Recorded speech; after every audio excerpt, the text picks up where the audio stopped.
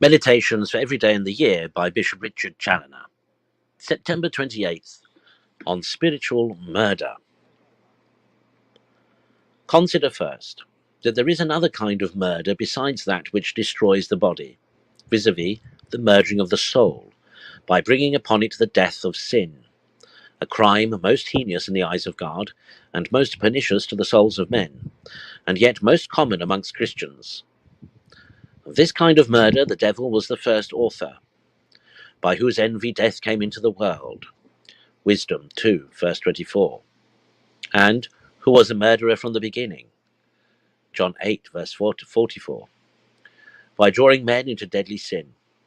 And all they who follow him and are on his side, and even take him for their father, who seek to fulfill his desires by involving their neighbours in the guilt of sin, which when completed begetteth death. James 1, verse 15. Ah, how common are these kinds of murders, and how many more ways are they daily committed by alluring or enticing others to evil, by word or work, address or carriage, by provoking them to it, or by engaging them in dangerous diversions and conversations, or, which is the most common of all, by authorizing sin and encouraging and inviting men to the committing of it by bad example. And what is all this but murdering as many souls as there are persons to whom one has voluntarily given occasion of mortal sin? Consider, secondly, how grievous a crime this murdering of souls must be in the sight of God, since it defeats, as much as lies in man, the great business for which God sent his own Son upon earth, vis-a-vis the salvation of souls, which he takes so much to heart. It daringly promotes the interest of Satan, that arch rebel, and sets up his standard against that of Christ.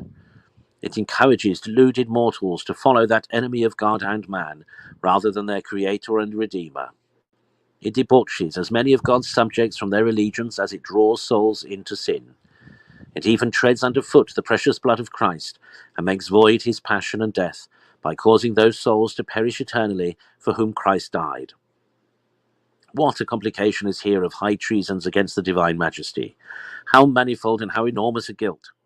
And what can such traitors and murderers as these expect from God, but the most dreadful of all judgments, if they do not prevent them by a speedy and serious conversion, and by endeavouring to make the best reparation they are able, especially by reclaiming as many souls as they can from Satan and sin, and reconciling them to God? Consider, thirdly, the grievousness of this evil of spiritual murder from another point of view, that is, from the mischief it does to man, and the dismal consequences it brings after it, both for time and eternity. The murder of the body is certainly a most heinous sin, and one of the greatest that could be committed between man and man. It even cries to heaven for vengeance, and yet it only reaches the body, which is the meaner part of man, and which by its condition must otherwise speedily perish. It does not touch the immortal soul. It does not extend to eternity, but spiritual murder kills the soul by robbing it of the grace of God, which is its true life. It separates the soul from God and condemns it to an eternal separation from him. It brings upon it a second and everlasting death. It plunges both soul and body into the flames of hell. Oh, how loudly then must the blood of so many unhappy souls, which are daily sent to hell by these spiritual murders, cry to heaven for vengeance against their murderers. Conclude to look well to thyself, that thou never have any share in this enormous guilt of spiritual murder, by giving occasion to another's sin. For why shouldest thou thus declare war against heaven, thrust thy neighbour's soul into hell, and bring upon thy own head and multiply damnation, even as many hells as thou hast drawn souls into sin?